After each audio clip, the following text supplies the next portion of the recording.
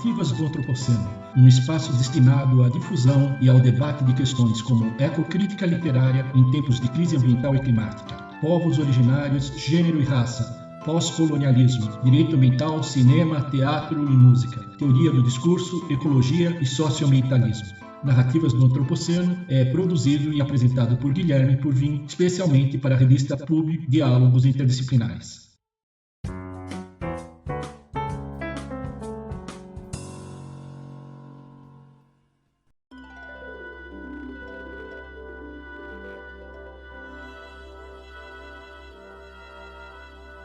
As mais antigas lembranças que tenho das represas de Guarapiranga e Billings vêm de minha infância.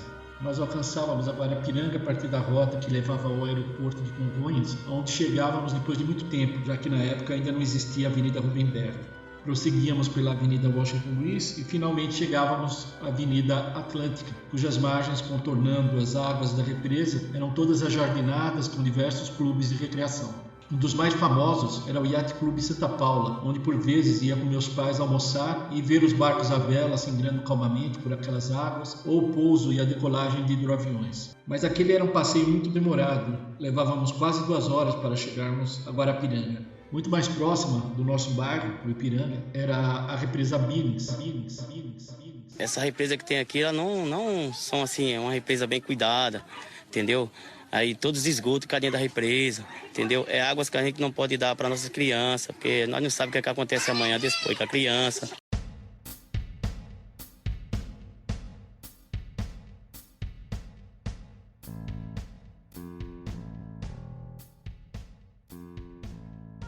Eu me lembro, muito criança, de um piquenique com meu avô e minha avó maternos, o meu avô José me ensinando os rudimentos da pesca artesanal. Também me lembro do meu outro avô nos levando para visitar o simpático Sr. Luigi, um velho amigo dele, que tinha uma bonita casa de veraneio na margem direita da represa, no sentido de quem ia para Santos a partir da Via Anchieta. O lugar chamado Eldorado era calmo e bucólico. Pegávamos ali pela estrada do Alvarenga, que não era pavimentada e praticamente estava despovoada. A região, hoje, é totalmente ocupada. Os bairros de Cantinho do Céu, Grajaú, Jardim Ângela e Socorro acumulam problemas sanitários e ambientais e ficam nas mediações das duas represas, abrigando uma população imensa. Na região da subprefeitura de Capela do Socorro, que reúne os bairros de Cidade Dutra, Grajaú e Socorro, vivem mais de 600 mil pessoas. Jardim Ângela e Jardim São Luís, da subprefeitura de Imemboi Mirim, abrigam outras 600 mil pessoas. Isso para falarmos apenas dos bairros paulistanos, pois os sistemas Billings e Guarapiranga estão localizados nas divisas de diversos municípios da região metropolitana da Grande São Paulo, como São Bernardo do Campo, Diadema, Ribeirão Pires, Rio Grande da Serra, Embu-Guaçu e Itapecerica da Serra, dentre outros. Eu levava meu filho para poder nadar na represa aí, mas começou a sair uma série de manchas no corpo dele, aí por esse fato dessas manchas eu acabei parando de levar ele. Há 13 anos, em 2008, a Secretaria Estadual do Meio Ambiente de São Paulo publicou o Caderno Ambiental Guarapiranga, apontando que a falta de planejamento orientado por critérios de sustentabilidade resultou em supressão da vegetação, poluição ambiental por despejos industriais, domésticos, lixo descartado de modo inadequado em grande volume, intervenções em áreas de preservação permanente, áreas próximas aos leitos de rios, córregos ou nascentes, e loteamentos em áreas de proteção e recuperação de mananciais. Os problemas enfrentados pela Billings foram praticamente idênticos aos da Guarapiranga. No episódio anterior de Narrativas do Antropoceno, o ex-secretário do Meio Ambiente, professor da Faculdade de Direito da Universidade de São Paulo, Alaor Café Alves, falou um pouco sobre a história dos diversos usos da represa Billings.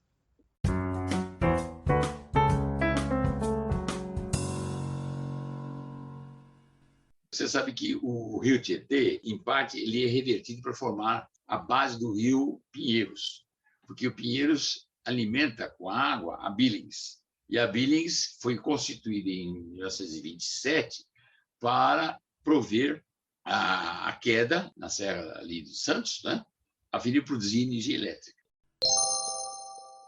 O que acontece já nos anos de 70? Já bem depois, 40 e poucos anos depois. A embora começa a perder a sua importância, porque a hidrelétrica do Paranapanema começava já a suprir boa parte, né, da demanda energética aqui de São Paulo, da Grande São Paulo. Mas aí, nessa época, se pensou em utilizar Billings como um grande reservatório de água para o provimento de água potável para a Grande São Paulo, porque um rio Tietê pequeno não dava um provimento suficiente para prover São Paulo dos recursos hídricos necessários à vida comum, à vida comunitária de São Paulo, da Grande São Paulo, da ilha metropolitana. Bom, então a Billings serve para isso, Billings, né? E os braços da Billings. Aí o que se pensou, bom, então, já que antes fora constituída para a produção de energia elétrica e agora não precisa mais tanto, vamos então utilizar esses mananciais, né, para prover a água necessária em São Paulo, boa parte dela. E aí, então, o que acontece? Aparecem as ideias do Chegran, do Grupo Executivo de São Paulo, de fazer o aproveitamento dessa água, mas através do controle do uso do solo ao redor da Billings. De acordo com o Arquivo do Estado de São Paulo, revista do Arquivo número 4, vitrine 02, o GEGRAN, Grupo Executivo da Grande São Paulo, criado em 1967, foi o primeiro órgão metropolitano do Estado de São Paulo, tendo sido sucedido pela Emplasa em 1975, atualmente responsável pelo planejamento regional e metropolitano paulista. A ação de planejar o território metropolitano, exercida pelos dois órgãos, teve e tem como meta não apenas solucionar os problemas e conflitos imediatos de um determinado momento, mas também e principalmente planejar o futuro. Controle significava, então, o quê? A necessidade de se prover dimensões restritivas do solo, evitando que houvesse a multiplicação, digamos assim, do solo, das propriedades ao redor da Billings e do Rio Grande, né, dos outros mananciais, e protegendo essa água, porque quanto mais você tem a ocupação urbana ao redor, você compromete mais essa água. E aí, então, fica muito mais caro o aproveitamento dessa água para o consumo humano. Então, o resultado foi, então, criou-se a chamada Lei de Proteção aos Mananciais. Você está lembrado disso. Foi interessante isso, porque todas umas ideias novas, como fazer para restringir a propriedade, como fazer para estabelecer parâmetros de utilização dessa propriedade, de cobrimento do solo, impermeabilidade, etc. Coisas interessantes que tinham sido colocadas. Você não pode fazer esse tipo de programa, esse projeto, inclusive de implantação, com uma visão puramente privatista. Era o contrário. Você tinha que ter uma visão de restrição ao privado, até certo ponto. O Estado tinha que impor aos municípios certos parâmetros. Aí, então, nós, no plano jurídico, tínhamos que compor uma situação de irmandade da legislação nova, urbanística estadual e municipal. E o Estado só podia entrar nesse processo se houvesse a conscrição metropolitana imposta pelo próprio Estado, demandada pelo Estado. Então, o Estado teria que ganhar novos poderes, especificamente, para poder, de certo modo, interferir numa legislação local ou municipal.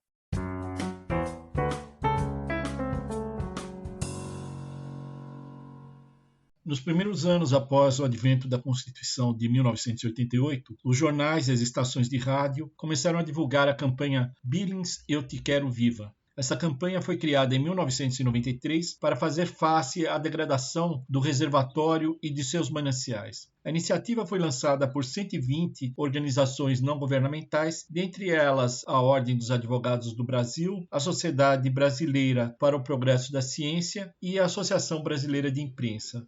Seu porta-voz era Carlos Bocuí, hoje presidente do PROAM, Instituto Brasileiro de Proteção Ambiental, com quem conversei pedindo que falasse um pouco sobre o processo de ocupação do entorno das represas Billings e Guarapiranga, que é mencionado pelo professor Alaor Café Alves. Vamos ouvi-lo.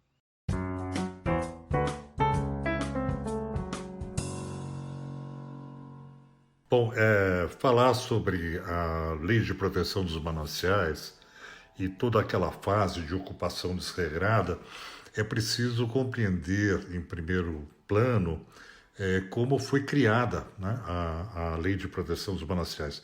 Rodolfo Costa e Silva, com quem eu tive a felicidade de conversar por diversas vezes, me relatou o processo que se deu na década de 70, quando ele, engenheiro sanitarista, e mais algumas pessoas especialistas fizeram um mapeamento das vertentes dos reservatórios Billings e Guarapiranga e protegeram a linha de corte desde a cumeada até a caída para os mananciais, né?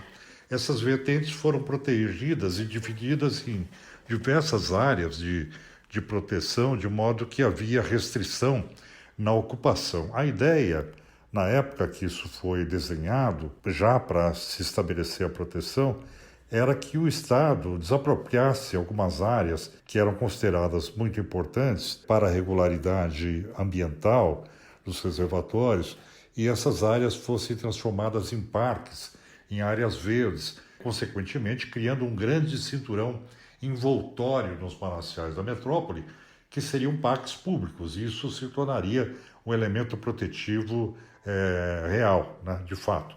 Mas o governo estadual não deu sequência nesse plano de desapropriação das áreas.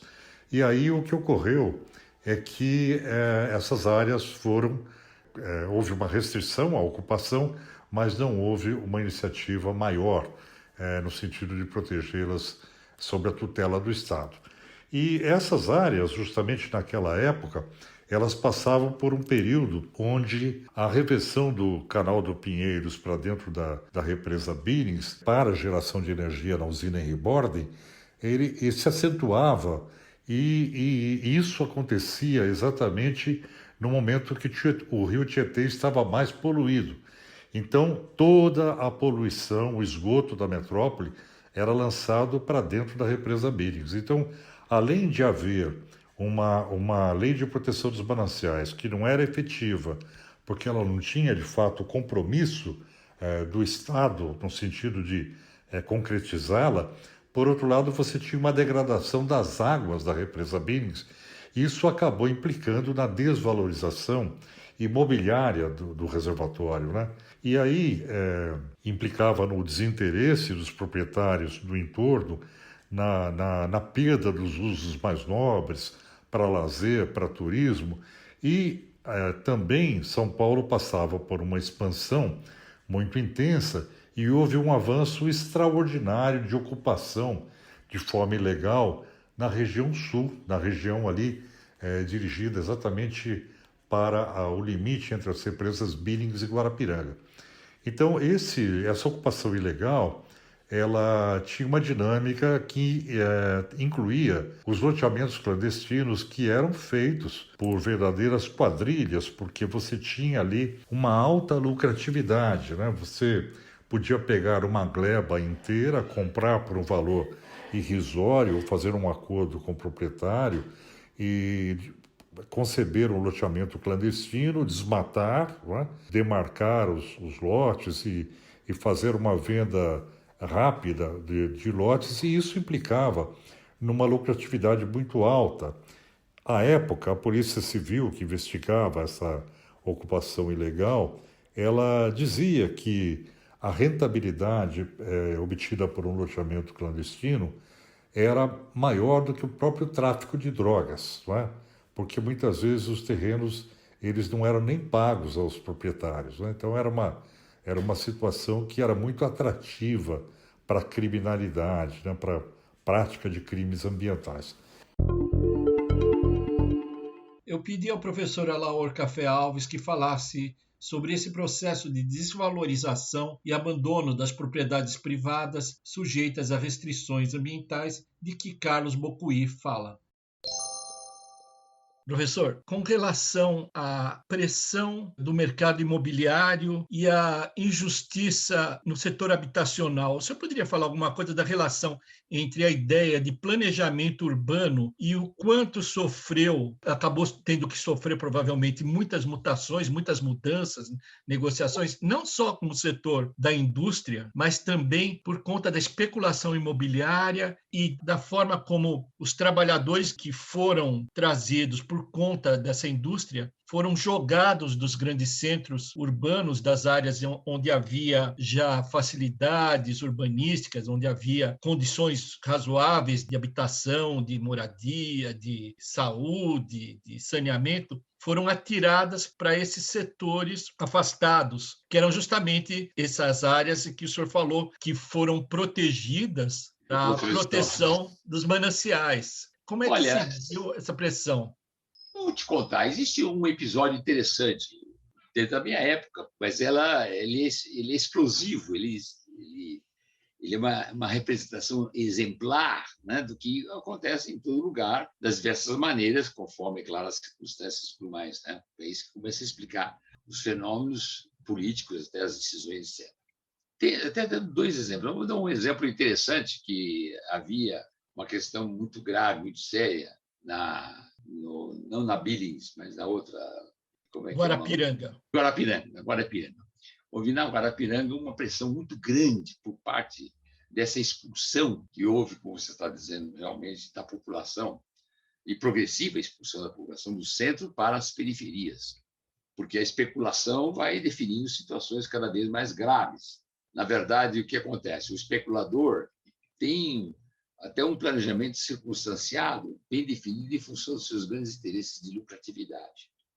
Muitas vezes, o que acontece? Ele promove, ou faz o Estado promover, o desenvolvimento de bolsões um pouco mais longe da cidade, a fim de que esse desenvolvimento de bolsões possa atrair a população para ele. E nessa atração, o que acontece? Nas margens da atração, começa a haver a valorização da terra e, consequentemente, uma exploração para os loteamentos muito mais vantajosa para eles. Eles fazem muito isso. Mas aí, é claro, poucas coisas que o Estado tem que impor em relação a algumas vantagens que possa haver, vai redundar numa demanda muito grande por parte da população que ali vai sediar-se.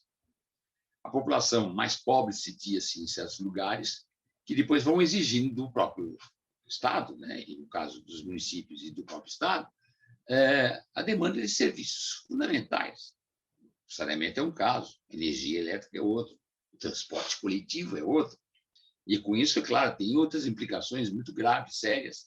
E, nesses processos de bolsões, o que acontece é que os loteamentos marginais vão valorizando, digamos, o capital telúrico, o capital da terra. E, com isso, é claro, os especuladores imobiliários ganham com isso. Tem uma atuação muito grande sobre o próprio poder do Estado, porque o político está muito confluído por um poder econômico. Esses grandes loteadores têm uma presença e uma acessibilidade muito forte, muito grande, nos meios de decisão política.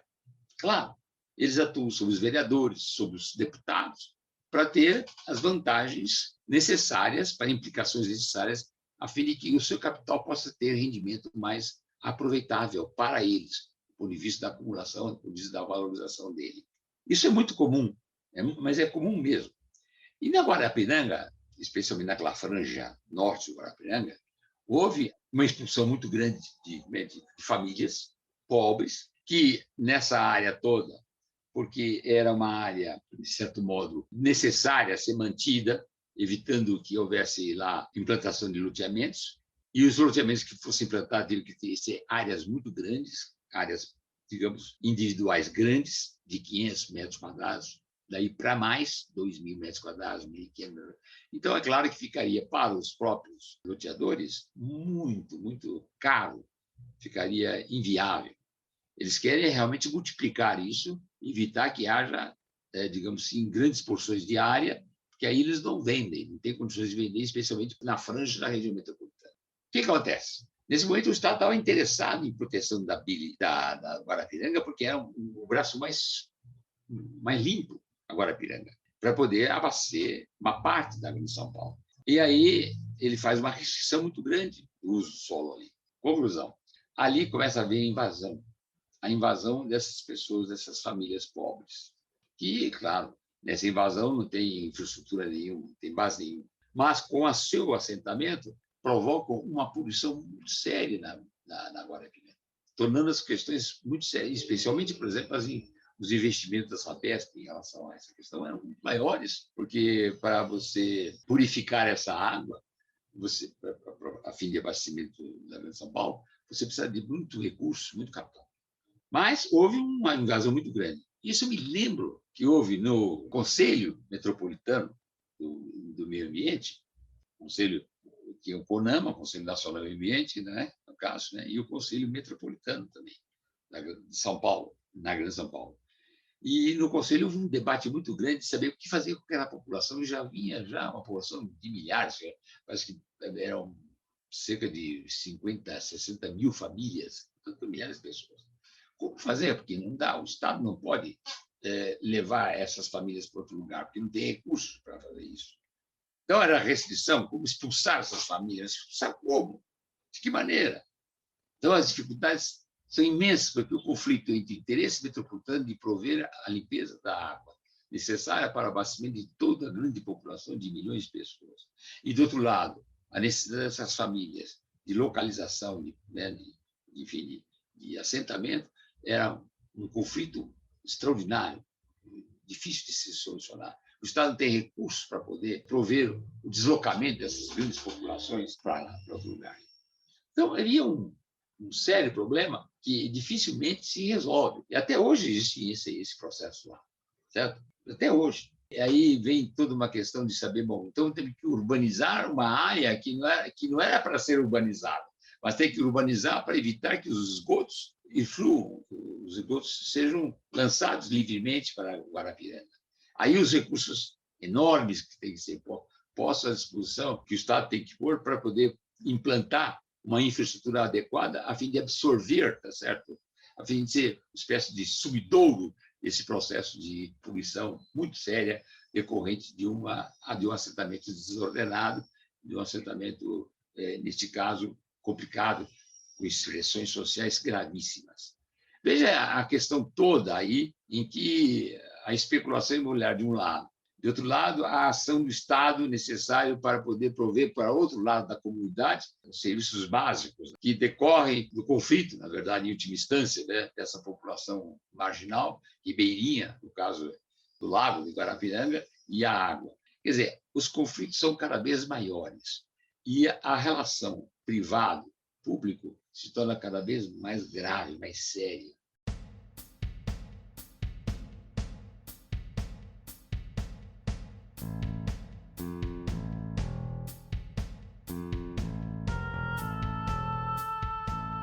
Eu fui até do outro lado, quando estava calor, para meu filho brincar, e acabou pegando uma micose. Ele ficou cheio de bolinha, toda carne. Aí eu tive que levar ele no médico, passou pomada. Porque deu... Na unidade de saúde do posto já tem gente aqui da comunidade que está com problema de pele por causa dessa água. Inala esse cheiro todinho, né? Vai para dentro do nosso organismo e o que acontece? A gente passa mal, a gente fica com diarreia, a gente fica com dor de estômago, todas essas coisas acontecem. Por quê? Por causa da represa, né? Essa água a gente bebe dela, né? Essa é uma água que a gente sobrevive dela. Poluída demais, porque praticamente o banheiro que as pessoas têm, vai tudo para ela. A água limpinha, a gente nadava aí, tinha muito peixe, né? Traíra, tirápia. Só que o peixe agora para comer é difícil, né? Porque ele está poluído também, né? Se a represa está poluída, o peixe está poluído. A gente via aqueles peixes boiando mortos, tudo, sabe? Uhum. Né? E a represa tendo mau cheiro, né? Era até melhor, porque não tinha tantas famílias que produziam esgoto que joga nessa água. A seguir, Carlos Bocuí, presidente do PROAN, falar especificamente sobre o surgimento dos problemas ambientais decorrentes da ocupação das áreas de cabeceira das represas. O que acabou acontecendo nessa época foi que começaram a ficar visíveis os danos ambientais aos reservatórios, né? Principalmente na Billings, se via a perda de capacidade de recarga do manancial, porque as áreas de recarga elas eram atingidas pelos desmatamentos, pelas ocupações, pela impermeabilização do solo. Então era visível a diminuição do volume de recarga dos mananciais. Além disso, também o assoreamento ele era acentuado. Então os reservatórios, principalmente Billings e Guarapiranga também, iam perdendo a sua capacidade de reservação, como caixa d'água, né? Tinha uma menor capacidade de armazenar água em função dos sedimentos que iam para o fundo, sedimentos decorrentes, inclusive, dos loteamentos clandestinos. Nós temos áreas na região da Billings de 1,5, 2 quilômetros de braços que foram aterrados, que desapareceram em função do assoreamento, né? Quando você pensa numa obra como uma represa, um reservatório, a durabilidade desse reservatório, o período de recorrência, que é o termo mais adequado, técnico, é de 200, 300 anos. E a Billings, depois de 70 anos de ocupação do entorno, ela praticamente estava desaparecendo pelos seus braços. Na região da Billings é toda entrecortada, é um mar de morros, né? Como dizia o professor Aziz Absalho. Então aí você tem um efeito muito mais nocivo dessa região recortada por morros no corpo do reservatório. Levando em consideração que esses danos ambientais eram muito intensos, nós passamos a fazer um trabalho muito firme de proteção dos mananciais através da campanha Billings Eu Te Quero Viva, não é? E aí houve um grande embate no sentido de conter essa ocupação irregular, e essa ocupação irregular, depois de muito esforço, ela foi contida em parte e ela migrou para a zona norte de São Paulo, para a região da Cantareira. É muito interessante esse processo que, a partir do momento que você exerce controle social, que você contém a ocupação em função de campanhas de cidadania, de atuação dos organismos responsáveis, essas iniciativas, que são muito lucrativas, elas migram para outras regiões. Primeiro para Cantareira, né? E atualmente você vê muito claro esse fenômeno, já muito mais estruturado, na região de Itapecerica da Serra, ali entre a represa Guarapiranga, em Budas Artes, até a área do Morro Grande, em Cotia. Então, à medida em que se tira a pressão, volta a ocupação e, ao mesmo tempo, quando se põe muita pressão, ela migra para outros locais. Então, para isso, evitar isso, é necessário uma ação mais estruturada para combater a criminalidade, porque hoje não se trata mais de uma pequena ocupação, um pequeno empreendimento, uma pequena quadrilha que promove a ocupação irregular, mas são empreendimentos estruturados, né? Se desmata num dia com uma grande quantidade de máquinas, no dia seguinte você tem o arruamento e a colocação de postes, né? Hoje é uma dinâmica, eu diria, empresarial, né? É muito diferente. Então, essa é mais ou menos a história, e isso deu origem ao processo de regularização, né? Todas essas ocupações começaram a pressionar o governo no sentido de promover a regularização, e aquilo era um mar de votos, né? Rendia votos para vereadores, rendia votos para prefeitos e rendia votos para o governo do Estado também. Então o governo do Estado começou a fazer a revisão da Lei de Proteção dos Mananciais com o apoio das prefeituras. Ao mesmo tempo, nós tínhamos a Lei de Recursos Hídricos aprovada na década de 90, a instalação dos comitês de bacia. Os municípios tinham domínio sobre os comitês de bacia hidrográfica, e a revisão da Lei de Proteção dos Mananciais aconteceu dentro desse escopo, não de controle social, de uma perspectiva de sustentabilidade, de se trabalhar essa questão para uma melhoria da qualidade ambiental, mas apenas se deu um processo de regularização, né? Sob o comando principalmente das prefeituras. E o que acabou acontecendo é que, muito semelhante, por exemplo, a mineração de areia no Vale do Paraíba, se transformou numa anistia, né? E uma anistia, ela representa o quê? Um período que depois vem uma nova anistia, e depois uma nova anistia. Você não contém o processo de degradação, e isso se transforma num permanente processo de lucratividade, né? Para quem especula, para quem ganha os votos, né? Para os vereadores que acabam se elegendo à custa dessas populações que ficam reféns da boa vontade de um vereador para conseguir qualquer tipo de melhoria necessária para esses loteamentos. Então, essa é uma realidade perniciosa, né? Que ela foge completamente ao controle do espaço territorial dentro da legalidade, pelo governo, enfim, fazendo valer aí a proteção ambiental. Então, esse é mais ou menos o processo que se deu na década de 80, na década de 90, que culminou com a Lei de Proteção dos Mananciais, com essa revisão muito mal feita, não é?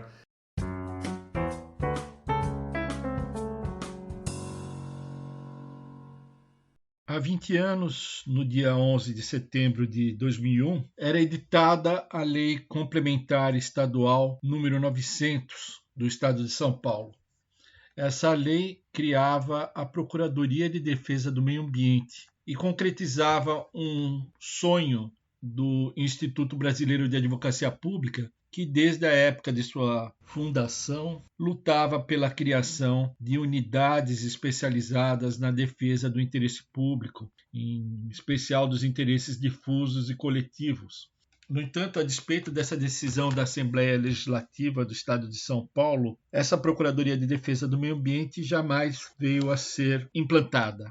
E isso por conta do entendimento do então Procurador-Geral do Estado de São Paulo, que afirmava ser incompatível a conjugação de atividades de consultoria e do contencioso numa mesma unidade. Ainda assim, havia esperança de que esse entendimento fosse revertido e eu fui convidado a participar da implantação da nova estrutura da Procuradoria do Patrimônio Imobiliário, que a partir de agora passava a unificar toda a atividade do contencioso ambiental antes espalhada em diversas outras unidades, como a própria Procuradoria do Patrimônio Imobiliário, a Procuradoria Administrativa e a Procuradoria Judicial do Estado de São Paulo. Participavam da primeira equipe procuradores do Estado como Clério Rodrigues da Costa, Lindamir Monteiro da Silva, Jean-Jacques Ehrenberg, Sebastião Vilela Stout Jr., dentre outros colegas que viriam a se destacar na área do direito ambiental. E o chefe da Procuradoria do Patrimônio Imobiliário era o Procurador do Estado, Pedro Biratã Escorial da Azevedo, que mais tarde viria a ser secretário adjunto do Meio Ambiente, à época em que Chico Graziano era o titular da pasta. Eu conversei com o Pedro Biratã a respeito do tema que a gente está desenvolvendo neste episódio de Narrativas do Antropoceno, para que ele lembrasse um pouco para a gente como é que foi a atuação da Procuradoria-Geral do Estado, em específico da Procuradoria do Patrimônio Imobiliário e da Subprocuradoria de Defesa do Meio Ambiente, na regularização do entorno das represas Billings e Guarapiranga, na despoluição de nossos reservatórios de água e questões correlatas. Guilherme, é um prazer falar nesse podcast. Uma saudação aos espectadores dessa importante plataforma. Eu gostaria de frisar que a atuação da PGE naquela época era pautada por uma necessidade de articulação institucional, né? O Ministério Público, na época, a gente desenvolveu uma relação bastante profícua com eles, né? Mas a gente carecia um pouco de instrumentos legais, que só vieram a surgir mais intensamente no ano de 2009, né? Esse período que você está se referindo era de 2002 a 2006. E uma outra dificuldade que a gente tinha na época era a desarticulação com o município de São Paulo, porque não raro essas ocupações se davam com, se não o beneplácito, pelo menos a tolerância, né, do poder público municipal. E nessas áreas de restrição à ocupação que, em verdade, se confundem com as APPs do antigo Código Florestal, né? Enfim, essa questão é bastante relevante, mas é bom realçar que somente depois de 2007 é que houve a possibilidade de ter instrumentos legais mais adequados, né? As leis de proteção estaduais e articulações com o município de São Paulo na ocasião, o que foi muito importante. Mas isso já numa fase em que a gente estava trabalhando na Secretaria do Meio Ambiente do Estado de São Paulo. Pedro, você poderia nos lembrar como era a relação entre o Ministério Público, a Polícia Ambiental e a PGE São Paulo na atuação em defesa da represa Billings e da Guarapiranga? Qual era, na sua opinião, a maior dificuldade enfrentada pelo Estado de São Paulo para se promover uma desocupação que, ao mesmo tempo, contemplasse o direito ao saneamento básico e o direito de moradia? Quanto à articulação com o Ministério Público e Polícia Ambiental na ocasião, era um pouco difícil, porque, em primeiro lugar, porque na época o Ministério Público estava pautado por uma agenda, vamos dizer, de implementação muito difícil. Embora se reconhecesse que essas pessoas que estavam em APP estavam cometendo delitos permanentes, né? O que implicaria em tese na desocupação forçada, havia, obviamente, a dificuldade de se conciliar isso com o direito à habitação, porque, como eu disse anteriormente, o município não só era inerte nessa questão, como, em algumas ocasiões, ele estimulou essas ocupações. O que a Procuradoria fez na ocasião, e que foi relevante, eu diria até a despeito dessas articulações institucionais, foi direcionar suas ações contra os chamados loteadores clandestinos, né, que era uma parcela de especuladores que se aproveitava dessas populações carentes para vender, entre aspas, moradia barata, porque era ilegal. E essas pessoas acabavam não sendo penalizadas. Então a gente conseguiu fazer com que o Ministério Público também se voltasse contra os loteadores clandestinos de manancial, o que foi um passo muito importante, né? E havia até umas questões prosaicas, como por exemplo a sugestão de um órgão do Ministério Público de a Polícia Florestal Ambiental sobrevoar as represas com um megafone, dizendo para as pessoas saírem, o que era absolutamente impensável naquela ocasião e em qualquer momento minimamente razoável, né?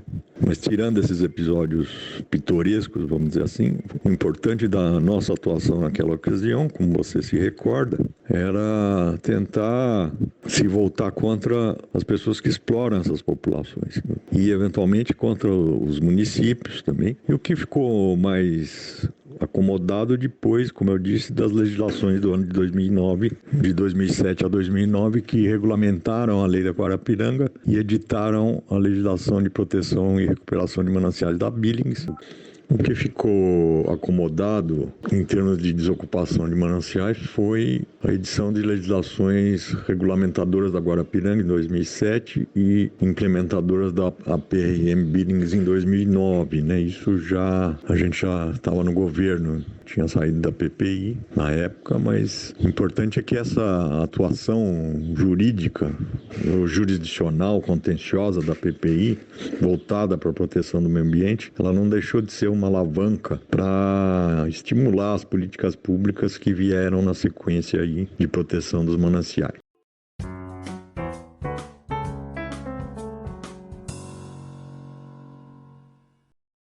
A responsabilidade dos poderes públicos pela degradação de nossos reservatórios de água é histórica. Há 55 anos, quando o entorno da Billings e da Guarapiranga estava totalmente preservado, era comum vermos estandes de venda de lotes irregulares a preços compatíveis com a receita de operários que trabalhavam para as indústrias do ABC. Policiais deixavam esses criminosos atuarem livremente e, aos olhos da população de baixa renda, não havia absolutamente nenhum indício de que o comércio fosse ilícito.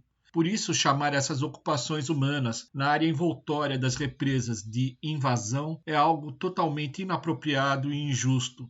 Por décadas, vereadores municipais angariaram votos desses moradores com a promessa de introdução de benfeitorias urbanas nos terrenos que haviam comprado e que não dispunham de água, luz, esgoto, pavimentação, transporte público, postos de saúde e escolas. Formou-se um conluio entre criminosos ambientais, imobiliários e políticos, tudo à luz do dia e sob a vigência do Código Florestal de 1965 e da Lei Federal 6766 de 79, que regulamenta o uso e o parcelamento do solo urbano. A ausência do Estado nessas áreas foi decisiva para que elas passassem a ser controladas pelo crime organizado, sobretudo pelo narcotráfico. Carlos Bocuí faz uma avaliação dessa situação na atualidade. Nós temos hoje uma situação de continuidade desse processo de expansão caótica da região metropolitana de São Paulo sobre os seus mananciais.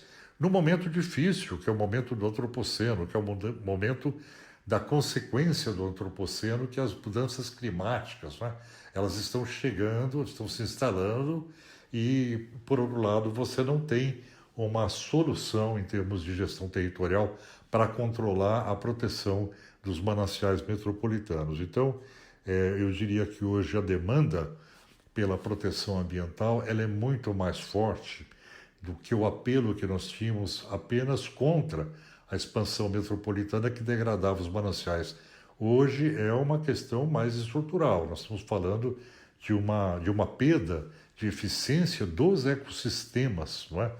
Em função do enlouquecimento do ciclo hidrológico, que pode provocar danos permanentes a todo o processo de abastecimento público, né? Que permite aí os serviços essenciais da cidade, a segurança alimentar, isso por todo o interior do estado. Isso envolve toda uma proteção dos ecossistemas de transposição de umidade pela América do Sul, com a proteção da Amazônia. Nós acabamos tendo, na verdade, uma visão, hoje uma necessidade de ampliar a visão sobre a proteção dos mananciais para uma visão ecossistêmica global, né? Na verdade, o aquecimento global, o antropoceno, acabaram nos dando essa necessidade de trabalhar com a proteção local e trabalhar com uma proteção global também.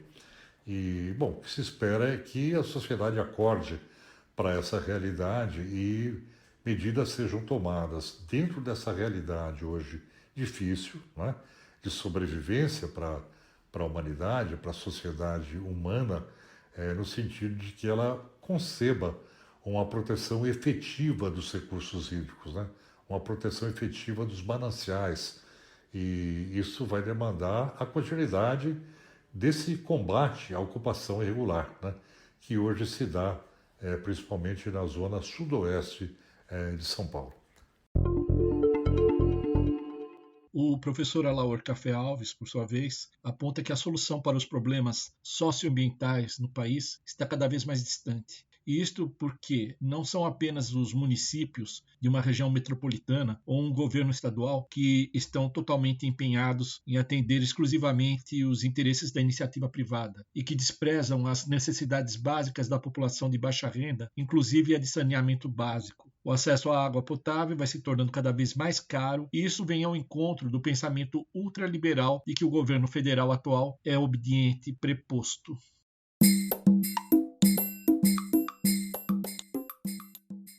E você vê que a estrutura social ampla e política do atual tende a aprofundar muito mais isso, muito mais, radicalizar esse processo.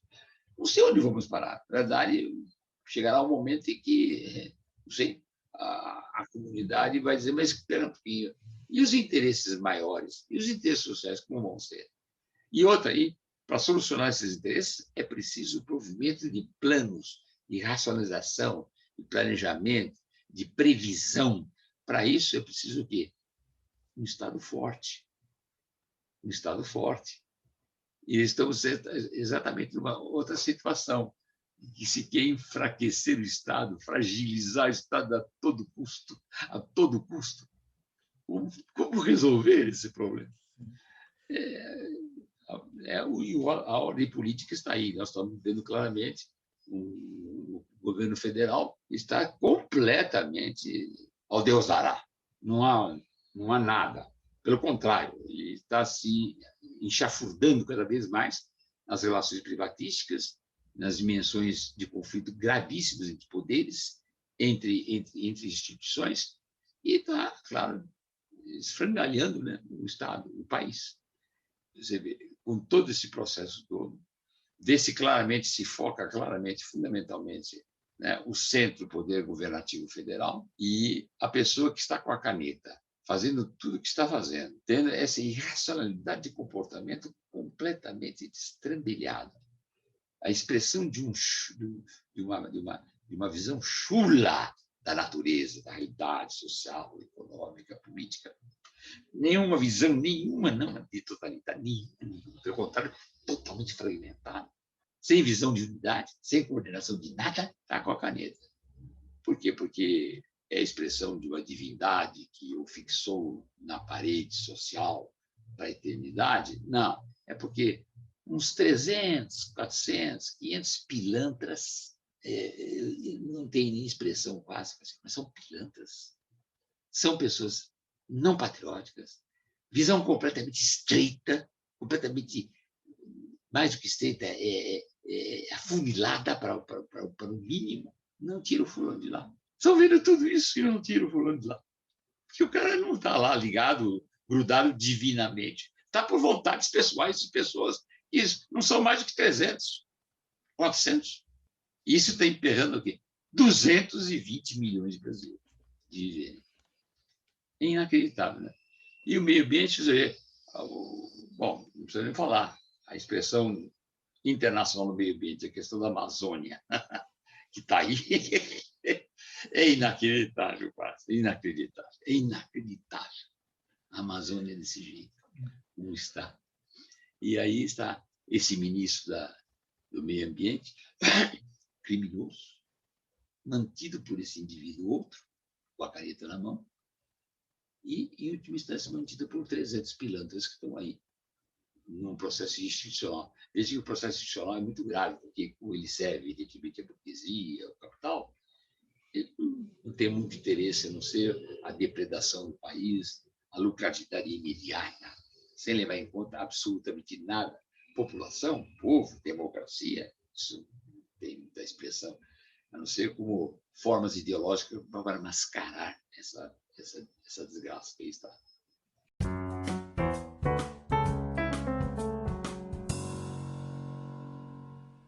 O episódio número 16 de Narrativas do Antropoceno contou com a participação de Alaor Café Alves, Carlos Bocuí e Pedro Biratã Escorial de Azevedo. Também foram colhidos depoimentos de moradores do entorno da represa Billings, a saber, de Hilda Pereira da Silva, Joelson Souza dos Santos, Patrícia de Souza Carvalho e Wigno da Silva, em reportagens dos programas Bom Dia São Paulo, de outubro de 2020, e Balanço Geral, de julho de 2018. As músicas utilizadas ao fundo das falas, assim como a de abertura e encerramento do podcast, são de minha autoria e estão disponíveis em meu site guilhermepurvin.com. Agradecimentos especiais a Sheila Pitombeira, que participou da gravação da entrevista com Alaor Café Alves, entrevista esta que será retomada em futuros episódios.